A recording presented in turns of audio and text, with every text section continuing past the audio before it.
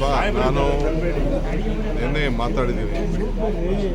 ಅವರು ರಿಪೋರ್ಟ್ ಬರಲಿ. ನಾನು ಟಿ ವಿಲಿ ಏನು ಸ್ಟೇಟ್ಮೆಂಟ್ ಆಗಿದೆ ಅದ್ರ ವಿಚಾರದ ಬಗ್ಗೆ ತಾವೇನು ಪ್ರಚಾರ ಮಾಡಿದ್ರಿ ಅದ್ರ ಬಗ್ಗೆ ಎಲ್ಲ ನಾನು ನೋಡಿದೆ. ಈಗ ಇನ್ನು ನನಗೆ ಫೈನಲ್ ರಿಪೋರ್ಟ್ ಬರೋವರೆಗೂ ಇದ್ರ ಬಗ್ಗೆ ಮಾತಾಡೋದ್ರಲ್ಲಿ ಅರ್ಥ ಇಲ್ಲ. ರಾಜಕೀಯವಾಗಿ ಯಾರು ಬೇಕಾದ್ರೂ ಮಾತಾಡ್ಬೋದು, ಬಟ್ ನಾನು ಮಾತಾಡ್ಬೇಕಾದ್ರೆ ಸರ್ಕಾರ ಒಬ್ಬ ಪ್ರತಿನಿಧಿ ಆಗಿರೋದ್ರಿಂದ ಇಲ್ಲ ಹೋಮ್ ಮಿನಿಸ್ಟ್ರು ಇಲ್ಲ ಚೀಫ್ ಮಿನಿಸ್ಟ್ರು ಅಫಿಷಿಯಲಾಗಿ ಸ್ಟೇಟ್ಮೆಂಟ್ ಮಾಡ್ತೀನಿ. ರಿಪೋರ್ಟ್ ಬರಲಿ, ಆಮೇಲೆ ಮಾತಾಡ್ತೀನಿ. ಬಟ್ ವಾಸ್ತವಾಂಶ ಏನು ಅಂತ ಜನಕ್ಕೆ ಅರಿವು ಮಾಡಬೇಕು ಅನ್ನೋದು ನಮ್ಮೆಲ್ಲರ ಆಸೆ. ಸರ್, ಈಗ ಸುಪ್ರೀಂ ಕೋರ್ಟಲ್ಲಿ ಅರ್ಜಿ ಹಾಕಿ ವಜಾಗಿದ್ರು ಕೂಡ ಸರ್ಕಾರದ ದಾರಿ ತಪ್ಪಿಸುವಂಥ ಕೆಲಸ ಮಾಡಿದ್ರೆ ಅವ್ರ ವಿರುದ್ಧ ಕ್ರಮ ತಗೊಳ್ತೀರಾ?